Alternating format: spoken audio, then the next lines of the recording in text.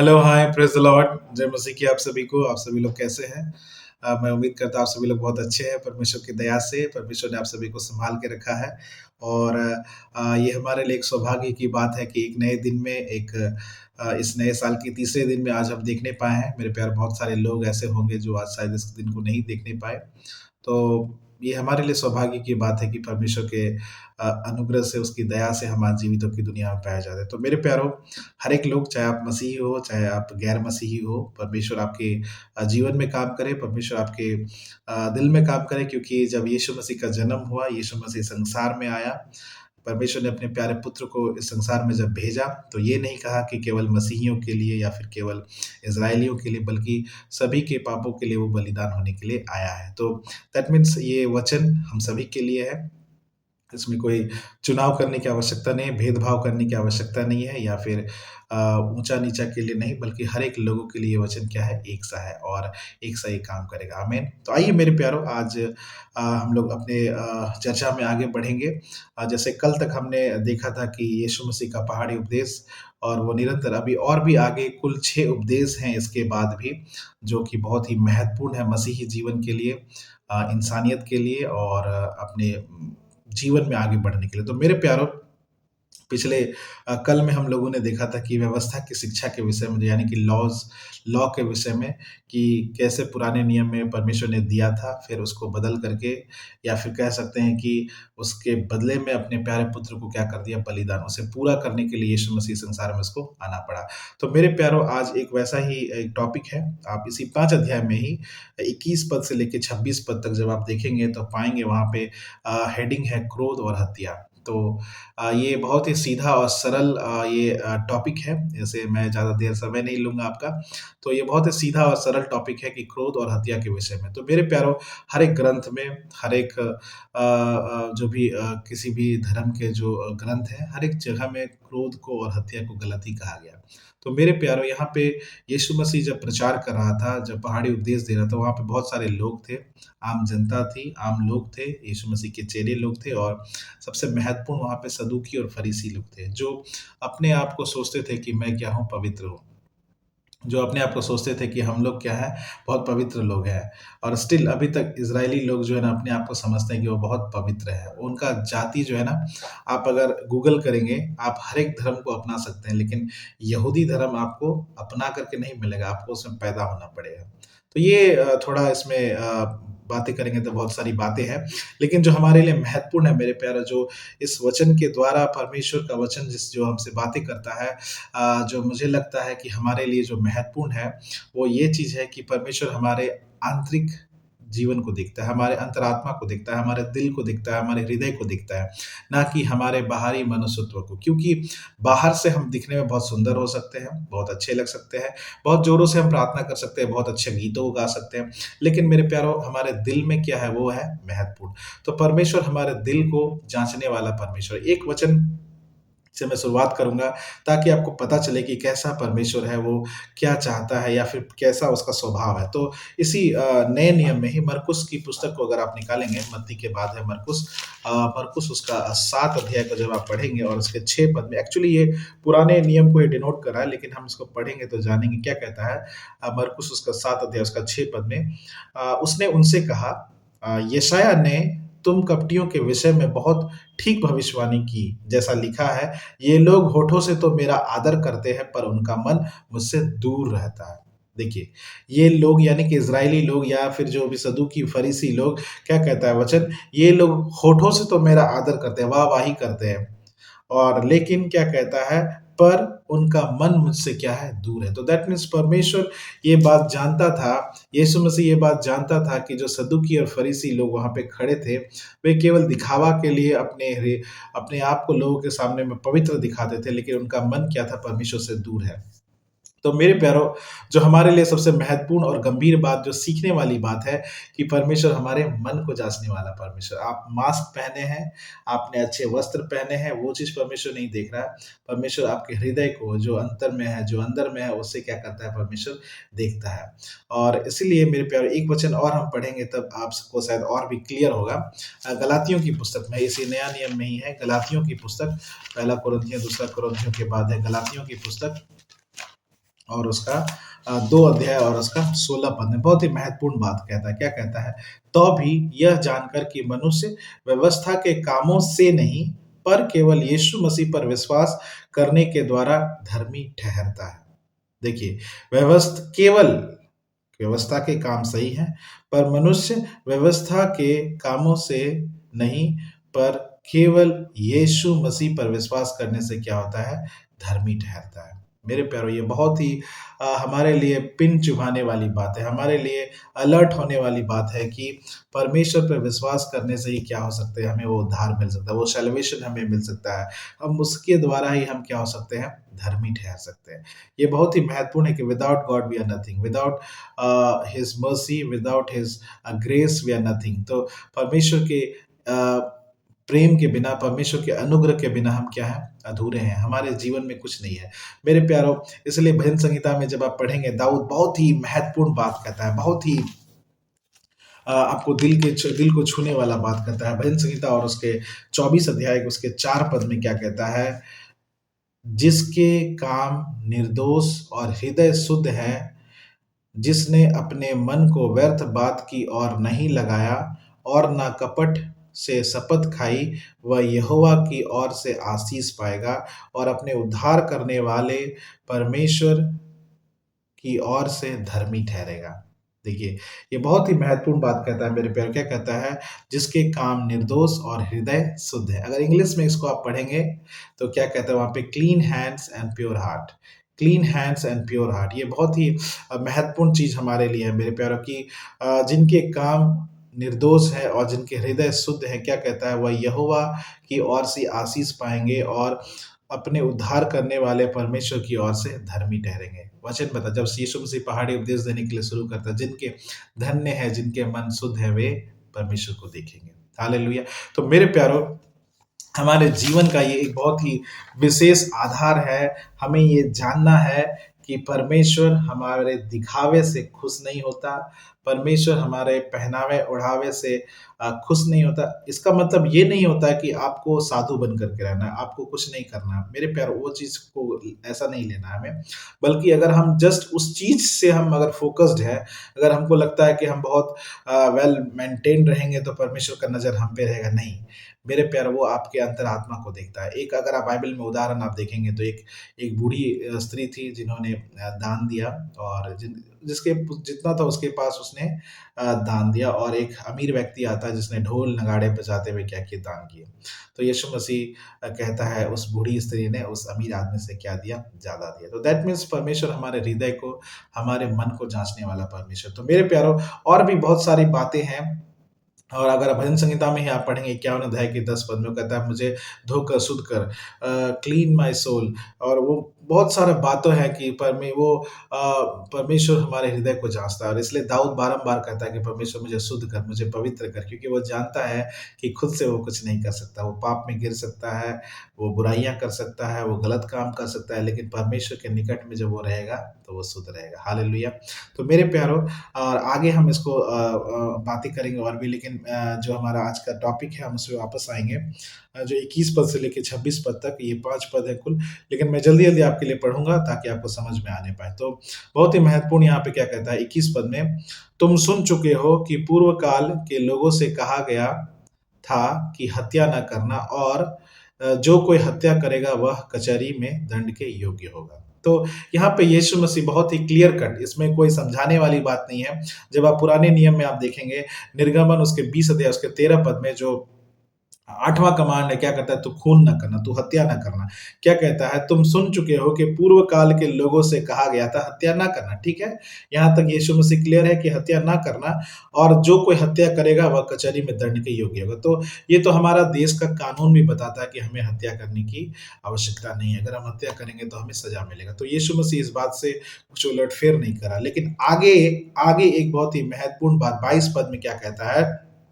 परंतु मैं तुमसे यह कहता हूँ, देखिए अब यीशु मसीह का बात शुरू हो रहा है यहाँ पे, परंतु मैं तुमसे यह कहता हूँ कि जो कोई अपने भाई पर क्रोध करेगा वह कचहरी में दंड के योग्य होगा, और जो कोई अपने भाई को निकम्मा कहेगा वह महासभा में दंड के योग्य होगा, और जो कोई कहे अरे मूर्ख, वह नरक की आग के दंड के योग्य होगा।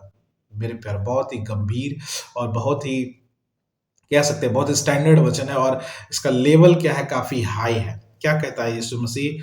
परंतु मैं तुमसे यह कहता हूँ कि जो कोई अपने भाई पर क्रोध करेगा, भाई का मतलब केवल आपका भाई नहीं, आपके कज़न नहीं, बल्कि भाई का मतलब जो भी आपके सामने में है, जो भी आपके पड़ोसी हैं, जो भी आपके साथ में है, जो आप जिसके साथ काम करते हो वो भी आपका भाई है, अगर आप किसी को जानते हो वो भी आपका भाई। क्या कहता है कि जो कोई अपने भाई पर क्रोध करेगा वह कचहरी में दंड के योग्य होगा। हालेलुया!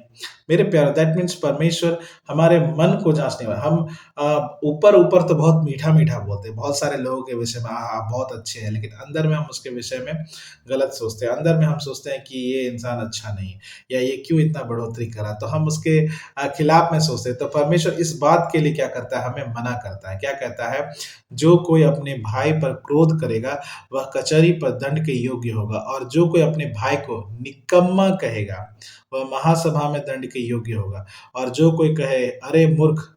वह नरक की आग के दंड के योग्य होगा। तो मेरे प्यारों ये बहुत ही हाई लेवल की बातें हैं लेकिन हमारे लिए विशेष है क्योंकि परमेश्वर का वचन हमारे हृदय को जाँचता है। मेरे प्यारे जब वहाँ पे यीशु मसीह पहाड़ी उपदेश दे रहा था, तो वहाँ पे सदूकी और फरीसी लोग भी थे। तो यीशु मसीह उनको स्पेशली डिनोट करके ये बातें कहता है कि केवल दिखावा करने से हम स्वर्ग राज के वारिस नहीं हो सकते, बल्कि हमें उसको सही तरीके से सच्चे मन से उसको क्या करने की आवश्यकता है। हमें सच्चे मन से परमेश्वर के वचन को निभाने की आवश्यकता है। तो मेरे प्यारों यहाँ तक क्लियर है हमारे लिए कोई इसमें दो राय इफ एंड बट नहीं है।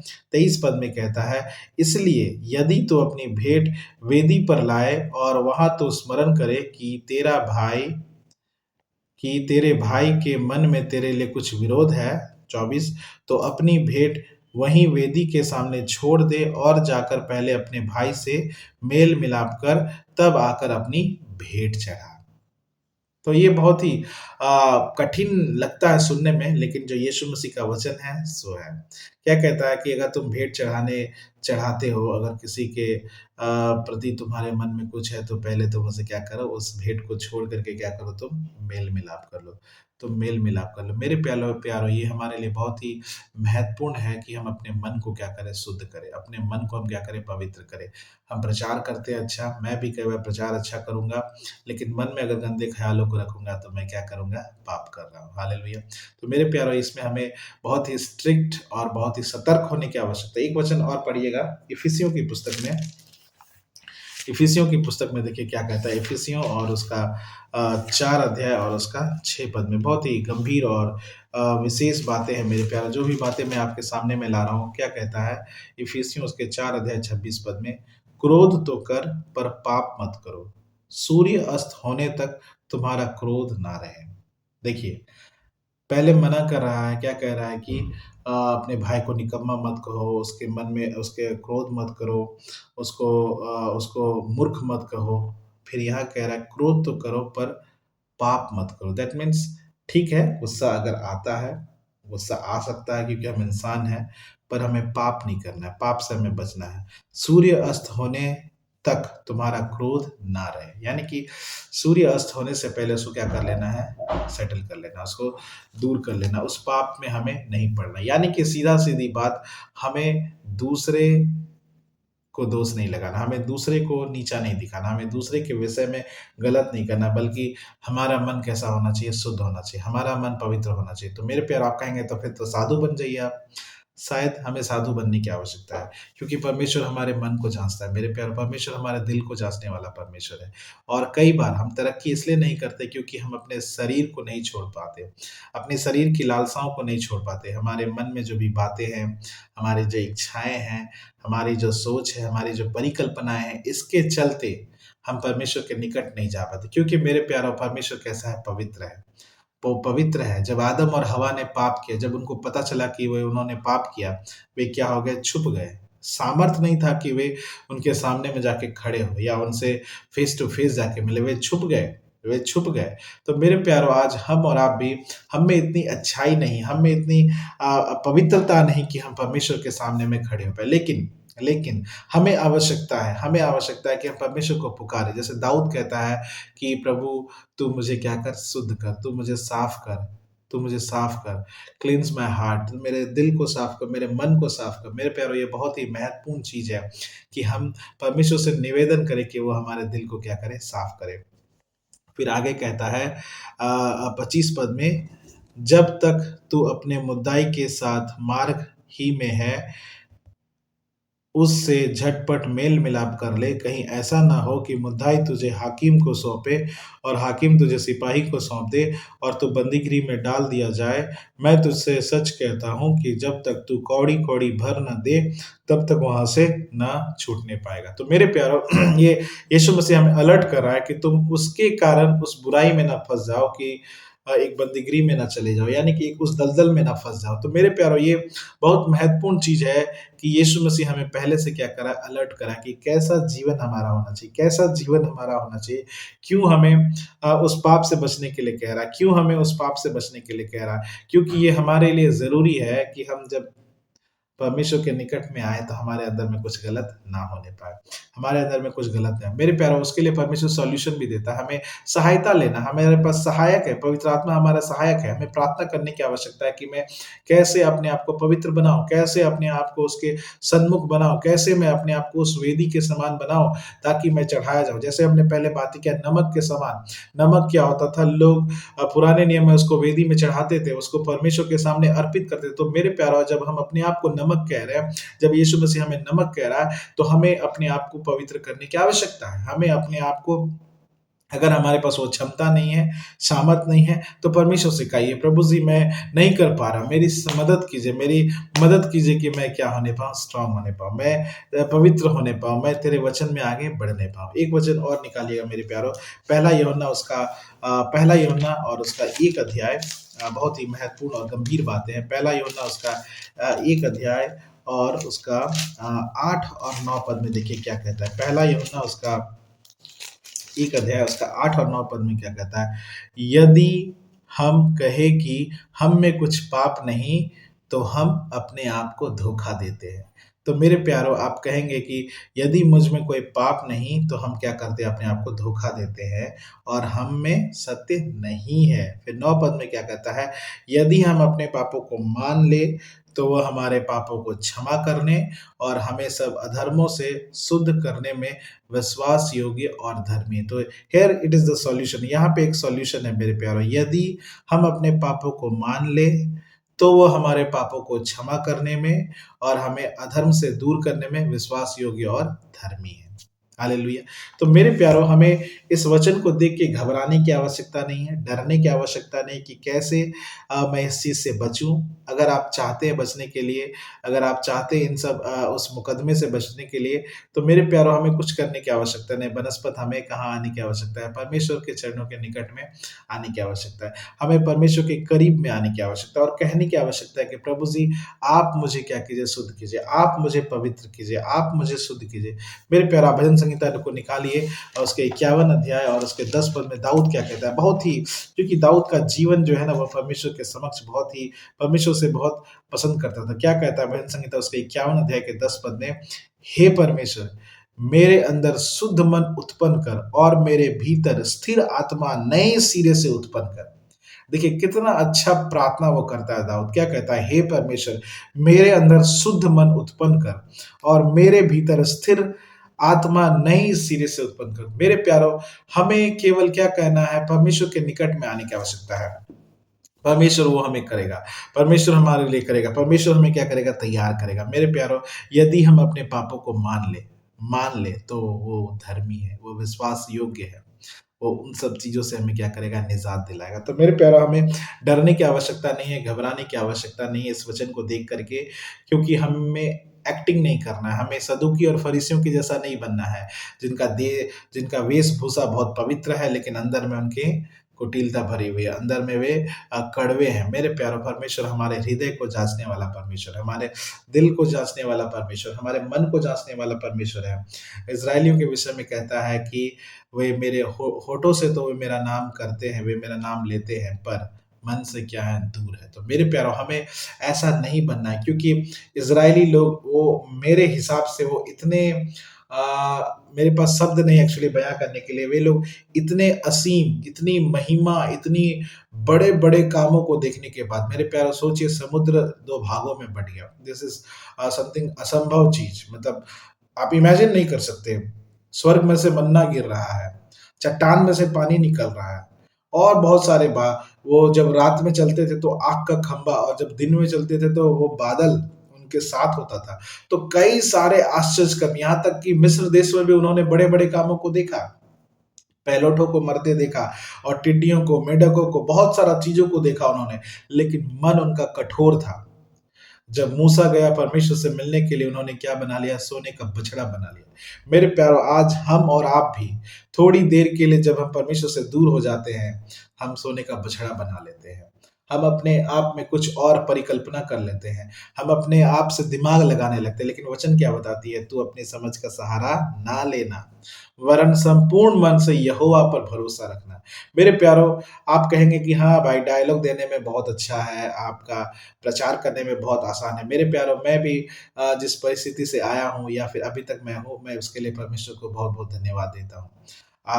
होगा तो किसी दिन मैं अपनी गवाहियों को शेयर करूँगा और अपने परिस्थितियों के विषय में भी बताऊँगा, अपनी कलीसिया के विषय में बताऊँगा कि किस प्रकार से मुझे गैर मसीहियों से या फिर एंटी क्राइस्ट से तो मुझे प्रोसिक्यूशन नहीं मिला, पर मुझे मसीहियों से ही क्या मिला है, प्रोसिक्यूशन मिला है। और अभी तक बहुत सारे जगह में आपने सुना होगा कि विरोधी लोग मसीही लोगों को सता रहे हैं, लेकिन मेरे साथ मसीही लोग ही क्या कर रहे थे, बहुत बुरे कामों को कर रहे थे। लेकिन मैं उन सब चीज़ों को अभी नहीं रखूँगा, लेकिन एक समय आएगा जब मैं आपको रूबरू कराऊँगा कि कैसे परमेश्वर का अनुग्रह, परमेश्वर का दया हमारे जीवन में काम कर रहा है। तो मेरे प्यारो ये बहुत ही महत्वपूर्ण और बहुत ही गंभीर चीज़ है कि हम परमेश्वर के निकट में रहें। दाऊद कहता है कि हम नए सिरे से क्या करें, वो हमारे मन को, आत्मा को उत्पन्न करे, हमें शुद्ध करे, हमें पवित्र करे। मेरे प्यारो हमें ये जानना चाहिए कि हम इतने सारे आज्ञाओं को नहीं मान सकते। हम क्या हैं कमज़ोर हैं, मनुष्य क्या है कमज़ोर है। लेकिन अगर हम अपने पापों को मान लें तो वो हमें क्षमा करने के लिए विश्वास योग्य और धर्मी है। तो एक दृढ़ विश्वास करने की आवश्यकता है जिसको हम कहते हैं ना अंधविश्वास। अभी बहुत सारा ये वर्ड फैला हुआ है अंधविश्वास, अंधविश्वासी या फिर अंधभक्त। तो हमें अंधभक्त होने की आवश्यकता है परमेश्वर के लिए। परमेश्वर के लिए हमें दीवाना होने की आवश्यकता है और वो हमारे जीवन को बदल डालेगा। हालेलुया! धन्यवाद आप सभी को इतने गौर से सुनने के लिए और कल फिर हम लोग आएँगे नए टॉपिक, नए विषय में हम लोग बातें करेंगे और परमेश्वर के वचन से हम लोग सीखेंगे। धन्यवाद, परमेश्वर आप सभी को आशीष दे। जय मसीह की।